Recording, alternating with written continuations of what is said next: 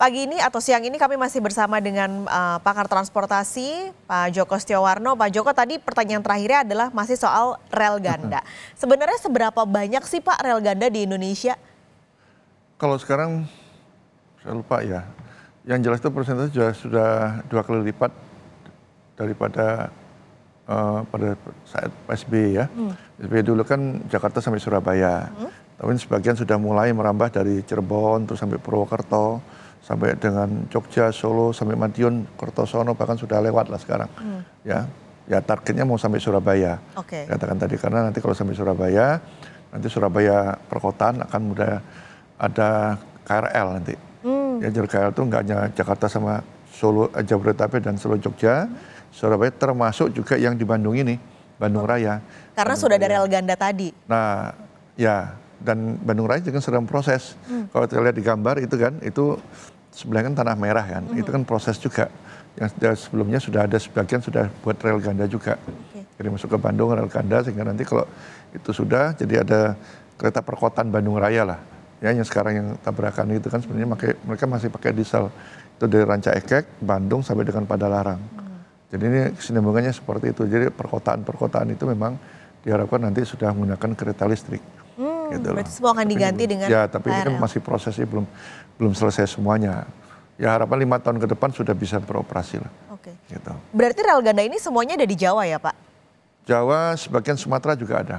Sebagian Sumatera. Berarti kalau di Jawa persentasenya kira-kira berapa Pak rel ganda ini? Mungkin sudah 80% ada. Berarti tinggal 20%. Ya, yang kurang itu mungkin ke arah timur, ke Banyuwangi, tapi tidak banyak perjalanan kereta kan, ya, ke Banyuwangi. Tapi kalau yang di pusat yang cukup ramai, bahkan sekarang kan sudah rel ganda sampai dengan Rangkas sudah rel ganda, Merak belum tinggal sedikit ya. Masalah Merak juga, belum sampai Rangkas Bitung, tinggal sedikit aja kan.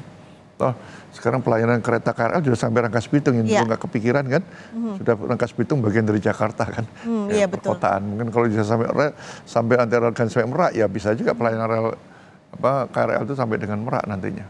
Nah, akan diperpanjang terus ini sebagai alternatif transportasi juga untuk warga yang tinggal di perkotaan dengan kemacetan yang sangat luar biasa ini sebenarnya. Tapi kalau kita bicara anggaran lalu juga kendala Pak, ini kan kalau rel ganda berarti butuh lahan yang lebih besar. Susah nggak sih Pak? Ini kan ada biasanya nih isu untuk ini adalah pembebasan lahan. Kalau soal rel-rel ganda ini masih jadi isu nggak sih Pak soal pembebasan lahan? Sebenarnya kalau melihat kondisi, ini kan kereta api kita kan jalurnya itu peninggalan Belanda semua. Dan Belanda itu sudah nyiapin sebenarnya relnya itu untuk buat ganda sudah mereka siapkan.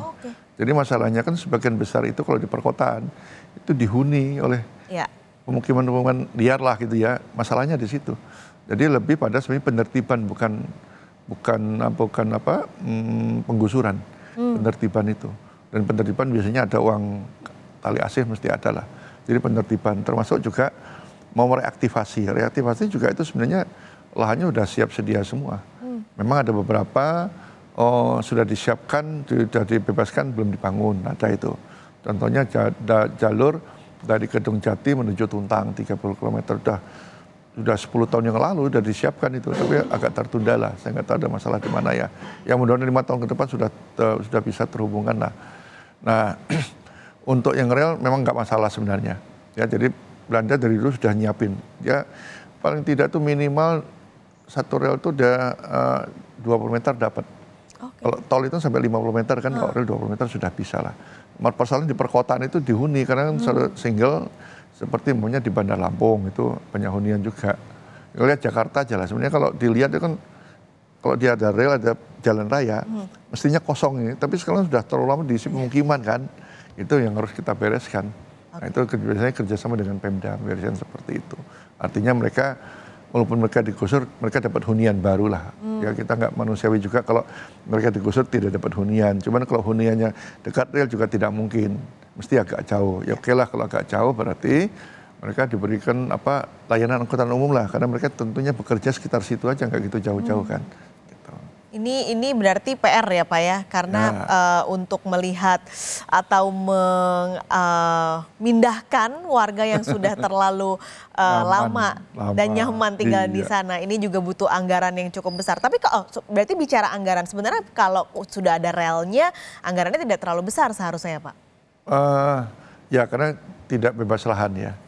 Nah, kalau bebas lahan memang cukup besar lah. Kalau tidak bebas lahan, toh maunya jalan tol Sumatera, itu kan ROI-nya cukup tinggi, itu sampai 120 meter kan, memang disiapin selain jalan tol, nanti satu sisi juga untuk kereta api, kedepannya begitu. Mumpung masih luas kan, dan lebih murah kan, toh dibebasin juga bukan pemukiman kok di Sumatera kan, banyak itu memang lahan-lahan perkebunan, pertanian, jadi gesekan kok di luar Jawa lebih kecil lah. Di Jawa gesekan itu dengan orang-orang yang sudah tinggal di situ. Tapi selama ini karena sudah ganti untung, mereka mau. Ya, ada pergantian lebih manusiawi lah ya, sekarang itu. Nah, sekarang sekarang 80% sudah masuk ke rel ganda. Mengejar target 20% lagi dalam waktu mungkin sekitar 5 tahun. Kita kembali lagi ke kecelakaan yang terjadi tadi pagi, Pak Joko. Ini kan kalau saran Pak Joko adalah rel ganda. Mungkin saat ini PT KAI juga sedang mengupayakan untuk membuat rel ganda, tadi sisanya 20%. Tapi kalau sistem, Pak Joko, ini mungkin kita memang tidak bisa mendahului investigasi yang akan dilakukan oleh KNKT apa yang menjadi penyebab. Tapi tentu ini ada sebuah sistem dalam tragedi ini. Kalau Pak Joko melihatnya, PT KAI ini sistemnya sudah mumpunikah atau masih ada hal-hal yang harus diperbaiki mungkin atau diperbaharui? Sistem kalau pembangunan tadi bukan PT KAI, kalau pembangunan pemerintah ya, itu jenis perkeretapian. Tapi memang ada PT KAI diminta membangun. Itu nggak salah dari Cibatu menuju Garut, itu PT Kereta Api lah, mungkin sumbangsi mereka ya bangun oleh PT KAI sebagai operator. Nah, PT KAI ini operator, tentunya mereka juga peningkatan untuk pembaruan persinyalan. Kalau dulu sinyal mekanik kan dengan digerakkan pakai tuas dan sebagainya, sekarang sudah berkurang, hanya petak tertentu aja, semuanya sudah sistem elektrik. Ya, sistem elektrik, kemudian di beberapa kota itu ada pusat kendali, ya, pusat kendali ada di Manggarai, Jakarta, ada di Bandung, di kota-kota besar ada semua seperti itu. Dan diturunkan itu biasanya dengan adanya petugas di setiap stasiun, namanya PPKA, pengatur perjalanan kereta api. Nah, kalau masinis nanti menurut PPKA itu jalan dia jalankan. Nah, setiap perjalanan tentunya itu akan dilihat sampai di mana petak-petak itu di pengaturan di masing-masing pusat kendali tadi, di masing-masing kota. Ya, itu yang mengatur dan tahu sampai di mana kereta ini berada dan sebagainya, ya. Dan masinis mengikuti perintah itu. Sampai daerah tertentu juga masinis itu harus hafal yang dia lewati. Ya, terutama sekarang banyak pelintasan sebidang. Nah, itu kan nggak bisa dihindari semuanya kadang dan tidak. Pokoknya kalau tertentu dia harus membunyikan semboyan 35, nah itu mereka harus hafal. Jadi memindahkan masinis pun tidak serta harus pindahkan ke jalur, nggak boleh. Ya, dia harus hafal jalur itu benar-benar di luar kepala. Ya, kalau dia jalur di Bandung tiba-tiba pindah di Semarang itu masalah juga. Iya, karena dia belum hafal juga trek-trek yang akan dilalui. Berarti kalau sinyal itu akan diberikan dari stasiun terdekatkah Pak? Misalnya dari tempat kejadian ini, stasiun terdekat adalah Ranca Ekek ya Pak ya? Nah, Cicalengka, sorry. Nah, apakah akan dari situ sinyalnya atau dari stasiun terbesar, misalnya Bandung? Dari pusat kendali tentunya dia akan mengatur. Ya, ada pengatur. Jadi bukan stasiun, tapi di kota Bandung ada pusat kendali lah. Ya, itu yang mengatur. Nanti kapan dia bisa berjalan, nanti yang memberikan informasi itu petugas di stasiun yang akan memberikan kereta, tapi itu pun setelah ada perintah dari pusat kendali, ya.